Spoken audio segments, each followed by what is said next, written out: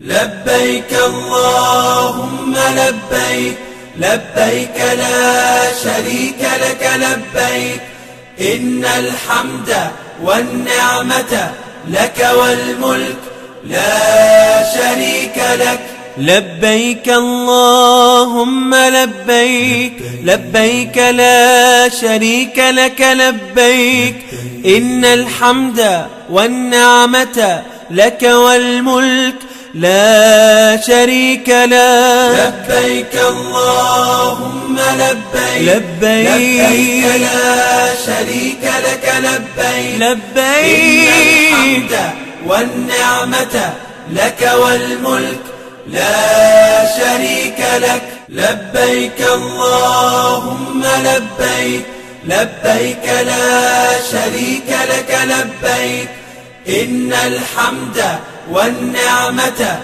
لك والملك لا شريك لك لبيك اللهم لبيك لبيك لا شريك لك لبيك إن الحمد والنعمة لك والملك لا شريك لك لبيك اللهم لبيك لبيك لا شريك. Okay, Assalamu alaikum. So I've been asked to do a brief reflection on my experience with Hajj. So first, Assalamu alaikum everybody. It's good to, I guess, virtually interact with everybody after some time. And yeah, so we'll get started. So, alhamdulillah, alhamdulillah, bil alameen. Salli ala Sayyidina Muhammad wa ala ali Sayyidina Muhammad wa barik wa sallim. Okay, so yeah, my name's Usama Zahid. I lived in Champaign, Urbana area from 2012 to 2019, roughly. And alhamdulillah, I was blessed to go on Hajj in 2016. And yeah, just was asked to share a few reflections on that. So I was trying to organize my thoughts on this, and more or less, I was kind of able to organize everything under two major categories. One were things that I learned about myself from, like, within myself during Hajj. And then the second was things that I learned about myself and otherwise from my interactions with others during the Hajj, right? So obviously, and that second category, it's because it doesn't happen in a vacuum, right? You're interacting with tons of people. You're interacting probably with more people than you ever have before from all different walks of life and different parts of the world. So anyways, okay, so that's the two things I'm going to go into. So I'm going to them in order and just have a couple of lessons under each one. So in the first one, things that I learned about myself. Again, under each thing I'll have 2 points. So the first, or 2 lessons. The first lesson was this, the value, at least for my own self, of organization and discipline with regards to worship and with regards to my own spirituality. So this started actually with a lesson or some advice that I got from a local brother in the community, Brother Imran, who told me about, he's like, okay, first of all, when you're thinking about tawaf, and you're thinking about doing that, so there's some repetition to it. How do you accomplish it? How do you keep concentration and focus? The suggestion that he gave me was that plan it out beforehand. So for each round of your tawaf, there's no prescribed adhkar or anything like that, right? Except for a small portion of it. So he said, have du'as that you have set for yourself for different people, or different people in your life, or different things that you need help with, or whatever, for each round of the tawaf. And in that way, I was able to organize that aspect of worship, right? So for instance, I kind of did it in like outward circles, right? So first a round of tawaf, making dua for oneself, second for immediate family, and then so on and so forth, this type of thing.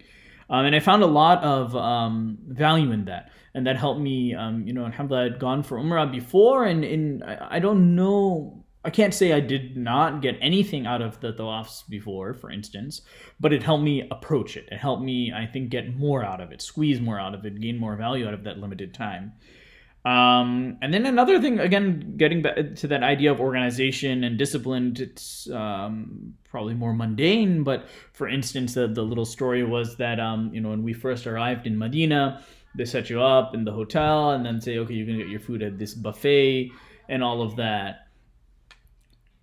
And then what happens is that, you go there and there's so much food and you can eat whatever you want and this and that. And on the first day, obviously I made that mistake, right? I ate too much. I wanted to eat a little bit of this, a little bit of that, to the point where, like when you're so full that you can't concentrate on what you need to do, and then you can't get done what you need to get done. So pretty much that happened. Then that next day, I'm too lazy to be able to make it out to the masjid or to concentrate on your prayers and things like that. And that made me realize that at that time that, there needs to be discipline. There needs to be, even if you're in this special place, even though, that's not going to override everything. It's not just going to magically make things happen just because you're in Medina or you're in Makkah, or, for that matter, if we want to extend it, you're in the days of Dhul Hijjah or you're in Ramadan, that it's not just going to be kind of sheer force of will that's going to get you through it. There needs to be some discipline around things. You need to be able to focus on what's important, not get distracted by, the other things around you. So again, those are two things just from the experience that I learned about myself. And then the second one, in terms of from within oneself, was how much spiritual potential we have. So this specifically came from Arafah, from the lesson from Arafah. So on Arafah, again, there's no prescribed adhkar and worship necessarily. Actually, you're just spending several hours, and the primary thing that's at least we were told, that was the recommendation, was to make dua. And that's actually a bit of a daunting task, right? If you take these several hours just with you and Allah subhanahu wa ta'ala, just making dua.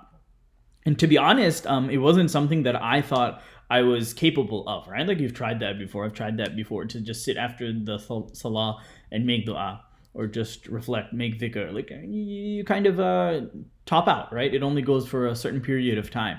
And several hours, going from like not even be able to handle like minutes to going for several hours. But subhanAllah, like, with all the people that were there, with the moment, with the value that, this is Hajj, is Arafah, this is like the peak, the essential thing. We did it, right? Like, not just me, like everybody there, we did dua. We really, you really pour your heart out to Allah subhanahu wa ta'ala, and you do it for hours. And, upon reflection, you realize that it's like, well, it's not like a different person that was there. That was actually me. So it means I have that potential, just haven't perhaps capitalized on it in other places. So again, it was something I learned about myself there. Okay, so then that second major category that I was talking about was lessons that we learned from our interactions with other people. So the first that was interesting, let's see how I phrased it here, was I got to know people without knowing anything about them from before, right? And that way, didn't have any preconceived notions about them. So when we interact with people regularly, we kind of, will ask, what do you do for work? Where are you from? Things like this. It was interesting. We maybe did the where are you from thing, right? Or you read things about people, right? You see like what type of clothing they're wearing, what type of car they're driving, whether they're a parent, whether, any of these types of things. All of a sudden we have all these layers and assumptions and suppositions that we have about people normally. But in our Hajj group, it was interesting. At most, you kind of got like, I'm from Arizona, or I'm from St. Louis, or whatever. That was kind of like it. And then everybody's kind of wearing, relatively simple clothing, even when they're not in ihram, they're trying to deal with the heat and this and that. So, okay, so almost have no preconceived notions about people. And you're just going about and you're developing relationships with people, right? And it's about like, hey, we're going to go do tawaf now. Oh, we're going to get ready for this now. Oh, we need to shave our heads after we did Umrah. Okay, let me help you out with this. Let me do this. And you're developing these relationships with people, and he doesn't have any of those other things. And it really kind of, one time when it struck me, it was really interesting. There were a couple of brothers, they were my roommates, who I had developed, a good relationship with, and we had planned about when we were going to Masjid Nabawi, and we were doing different things. And I remember one morning, we went to the one of the common areas that we used to gather in, and I saw a couple of them on video calls with their kids who are like in high school. They're like 10 years younger than me at that point. And I hadn't even thought about that. I hadn't thought about, these are people that are older than me. These are people that I maybe typically wouldn't interact with in this way or build these types of relationships with. Just because, not for any good reason, but just because that's how I operate in the world, right? And it was really interesting having that reveal like afterwards. And seeing that, since I didn't have that up front, I didn't have these barriers or these judgments or these things like this, right? And we saw this like in other ways as well. And another, like in a kind of parallel vein or on a similar note anyways, under this broad category of lessons that I learned from my interactions with others. It came out of this story when we were going to Masjid Nabawi. So that's a section of Masjid Nabawi that I believe, and I'm sure Sheikh Usman can correct me if I'm wrong on this, but there was a section of the masjid that the Prophet ﷺ designated that is one of the gardens of paradise.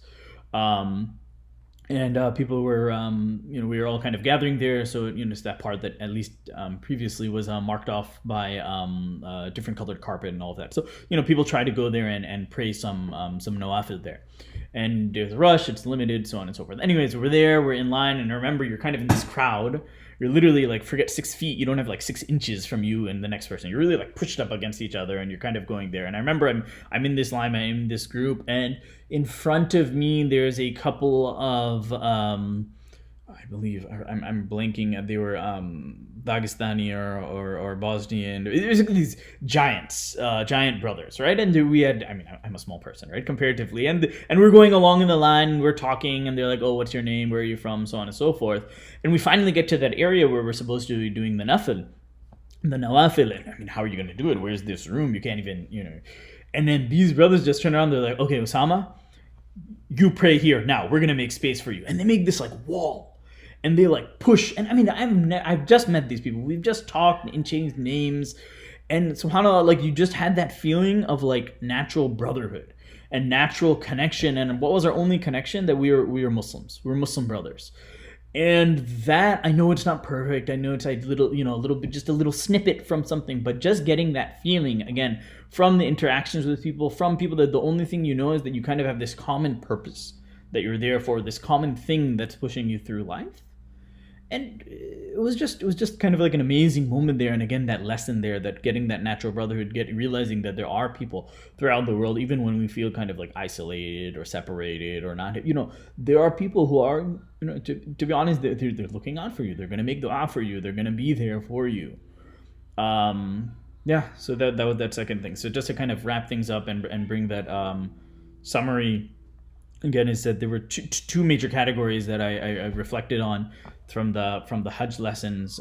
One was things that I learned about myself from within kind of myself and my own things that happened to me, and then the second was things that I learned about from my interactions with others. So anyways, this is a recording, so I realize I don't actually have to recap. You can rewind and watch it. So anyways, jazakallahu khair on everybody for listening. I hope you found some benefit in this. And that's it. Okay. نشهد أن لا إله إلا أنت نستغفرك ونتوب إليك. السلام عليكم ورحمة الله. Fortunately, it looks like our Eid celebration will be different too. The most important part of the Eid celebration is the Salatul Eid is going to take place at home. That's right, in your living room, or if you're lucky, in your backyard. For most people, this will be the first time in their life leading their Eid prayer. So here's a quick guide on how to go about it. Eid Salah consists of 2 parts. The Salah itself, followed by the khutbah. Firstly, let's look at the legal ruling in Sharia for each to get a better understanding. The ruling for the Salah, according to Imam Abu Hanifa, it is wajib, which means it's almost like fard or mandatory. According to Imam Ahmad ibn Hanbal, it is fardu kifaya, which means a communal obligation, where if only some people in the community do it, it will suffice for the rest. And a sunnah muakkada, or an emphasized sunnah, according to Imam Shafi'i and Imam Malik. But we are all strongly encouraged to pray the Eid Salah regardless of the technical differences in its ruling. Now for the ruling for the khutbah of Eid. The khutbah for Eid Salah is not mandatory, nor is it a requirement of Eid Salah.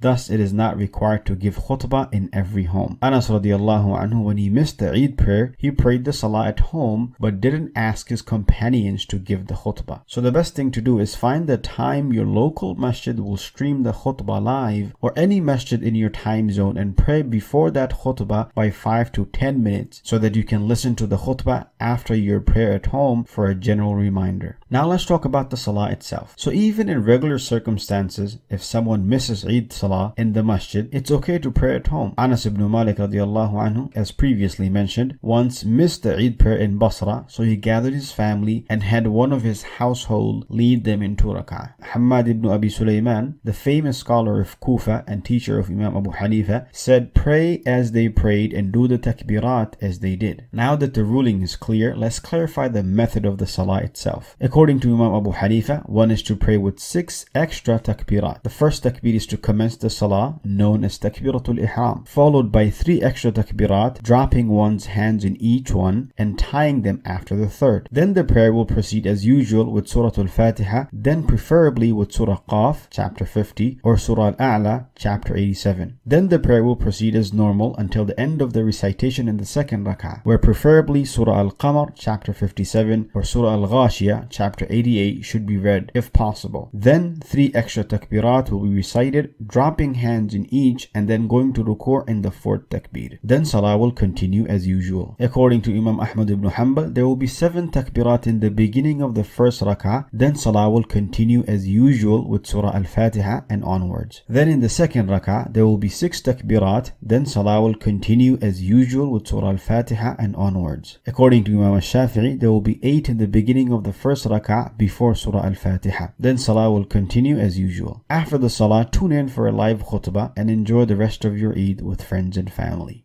Eid Mubarak.